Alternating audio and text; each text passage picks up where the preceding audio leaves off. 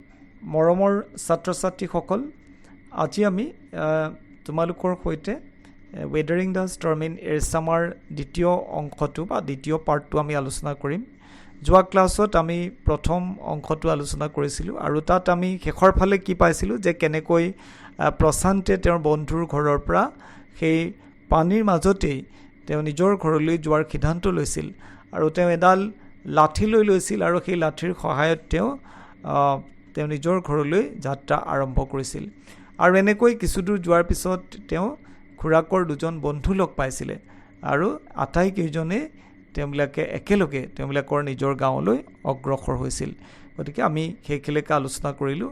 আজি আমি তাৰ পিছৰ পেৰেগ্ৰাফটোৰ পৰা চাওঁচোন আহা। As they waded through the waters, the scenes they witnessed grew more and more macabre. তেওঁবিলাকে পানীৰ মাজেদি অগ্ৰসৰ হৈছিল বা আগবাঢ়িছিল। ৱেডেড মানে পানীৰ মাজেদি আগবঢ়া বুজাইছে কষ্ট কৰি। আৰু তেওঁবিলাকে যি দৃশ্য দেখা পাইছিলে সেই দৃশ্যবিলাক খুব ভয় লগা আছিল। মেকাবা বুলি কৈছে। মেকাবা মানে হৰিবুল বা ভয় লগা বুজাইছে দেই। They had to push away many human bodies, men, women, children, and carcasses of dogs, goats, and cattle that the current swept against them as they moved ahead. তেওঁবিলাকে বহুত ডেড বডি ঠেলি আঁতৰাই যাবলগীয়া হৈছিলে। পুছ এৱে বুলি কৈছে। মানুহৰ মৃতদেহ, মতা মানুহ, মাইকী মানুহ, ল'ৰা ছোৱালী আৰু কুকুৰৰ, ছাগলী বা গৰু এইবিলাকৰ মৃতদেহ যিবিলাকে তেওঁবিলাকে আঁতৰাই পেলাই আগবাঢ়িবলগীয়া হৈছিল। In every village that they passed, they could barely see a house standing. আৰু তেওঁবিলাকে পাৰ হৈ যোৱা প্ৰত্যেকখন গাঁৱতেই তেওঁবিলাকে মাত্ৰ কাছিতে ক'ৰবাত দুই এটা ঘৰ স্থিৰ হৈ বা থিয় হৈ থকা দেখা পাইছিলে। প্ৰশান্ত now wept out loud and long. প্ৰশান্তে তেতিয়া খুব ডাঙৰকৈ আৰু দীঘলকৈ কান্দিছিল। He was sure that his family could not have survived this catastrophe. তেওঁ নিশ্চিত হৈছিল যে তেওঁৰ পৰিয়ালটো আৰু এই যি ছুপাৰ চাইক্লনৰ ধ্বংসলীলা তাত আৰু বাচি থকা নাই। কেটাষ্ট্ৰফ মানে ডিজাষ্টাৰ বা কেলামতি বুজাইছে দেই। ছাৰ্ভাইভ মানে জীয়াই থকা। ইভেঞ্চুৱেলি প্ৰশান্ত ৰিচ্ড হিজ ভিলেজ কালিকুডু। অৱশেষত প্ৰশান্তে তেওঁৰ গাঁও কালিকুডুত উপস্থিত হৈছিল। ইভেঞ্চুৱেলি মানে অৱশেষত বুজাইছে, ফাইনেলি, আৰু ৰিচ্ড মানে গৈ পোৱা। His heart when cold. তেওঁৰ অন্তৰখন একদম শীতল হৈ পৰিছিল। Where their home once stood, there were only remnants of its roof. য'ত তেওঁবিলাকৰ ঘৰটো অৱস্থিত আছিলে তাত মাত্ৰ ছালৰ কিছু ভগ্নাৱশেষে বা বাকী থকা অংশহে দেখা পাইছিল প্ৰশান্তে। Some of their belongings were caught, mangled and twisted in the branches of trees just visible above the dark waters. কিছুমান তেওঁবিলাকৰ ঘৰৰ বস্তু মেংগল্ড এণ্ড টুইষ্টেড বুলি কৈছে। মেংগল্ড মানে তোমাৰ নষ্ট হোৱা বা ছিন্ন ভিন্ন অৱস্থাত গছৰ ডালত লাগি থকা দেখা পোৱা গৈছিল, যিবিলাক পানীৰ মাজেদি দেখা পাইছিলে। Young Prashant decided to go' to the red cross shelter to look for his family. প্ৰশান্তে কি সিদ্ধান্ত কৰিছিল তেতিয়া যে তেওঁ red cross shelter, red cross হ'ল এটা NGO, সেই NGOটোৱে এই দুৰ্যোগত আক্ৰান্ত হোৱা মানুহবিলাকক আশ্ৰয় দিছিলে আৰু তাতেই তেওঁৰ পৰিয়ালৰ সদস্যবিলাকক বিচাৰি যাবলৈ সিদ্ধান্ত কৰিছিলে। লুক ফৰ মানে বিচাৰি যোৱা দেই। Among the first people he saw in the crowd was his maternal grandmother. এই ৰেড ক্ৰছৰ আশ্ৰয় শিবিৰত লগ পোৱা প্ৰথম মানুহবিলাকৰ ভিতৰত কোন আছিলে যে মাকৰ ফালৰ আইতাক, তাৰমানে মেটাৰ্নেল গ্ৰেণ্ডমাডাৰ বুলি কৈছে। Weak with hunger she rushed to him, her hands outstretched, her eyes ব্ৰিমিং।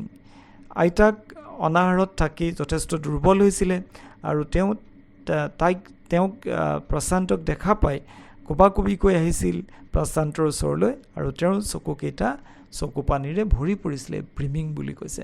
It was a miracle. এইটো এটা আচৰিত ঘটনা হৈছিল। They had long given him up for dead. কিয়নো যে তেওঁবিলাকে, তাৰমানে প্ৰশান্তৰ ঘৰৰ বাকী মেম্বাৰ বা সদস্যবিলাকে তেওঁক ইতিমধ্যে মৰিল বুলিয়ে ভাবি লৈছিল। Quickly word spread and his extended family gathered around him and hugged him tight in relief.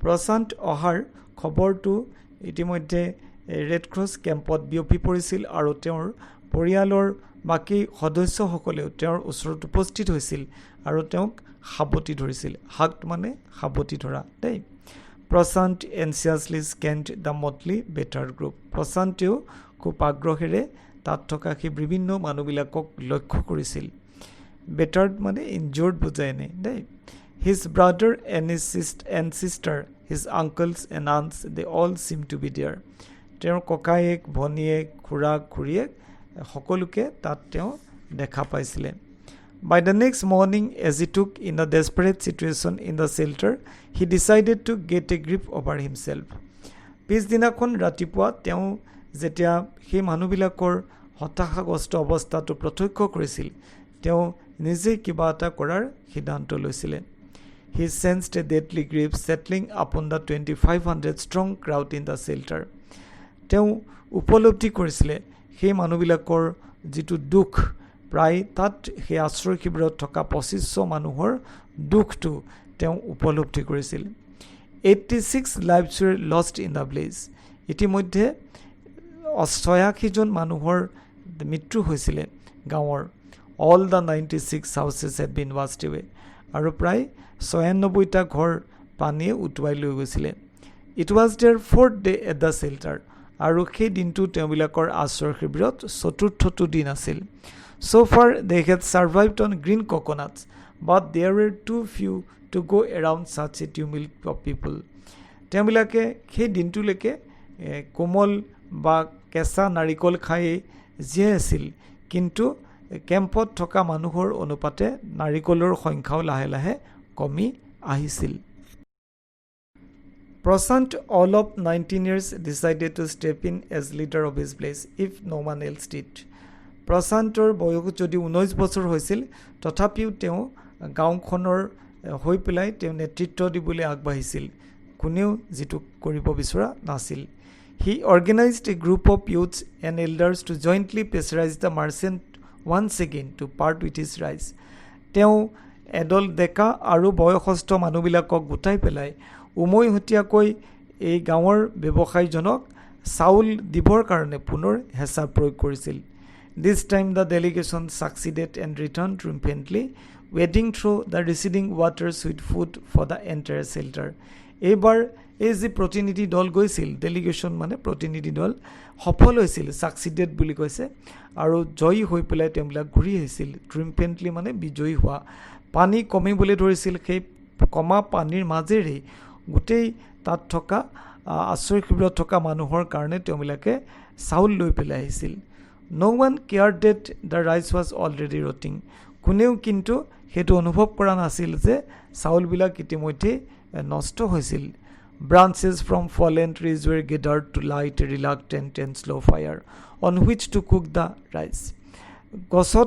গছৰ পৰি থকা সেই ডালবিলাক জ্বলাবলৈ চেষ্টা কৰিছিল যদিও সেইবিলাক জ্বলিবলৈ অস্বীকাৰ কৰিছিল ৰিলাক্টেন্ট মানে অস্বীকাৰ কৰা আৰু লাহে লাহে জ্বলিছিল আৰু যাৰ যোগেদি কি কৰা হৈছিল ভাত বনোৱা হৈছিল কেলে জ্বলিবলৈ অস্বীকাৰ কৰিছিল পানীত তিতি আছিল যে হেতু কথা দেই For the first time in 4 days, the survivors at the cyclone shelter were able to fill their bellies.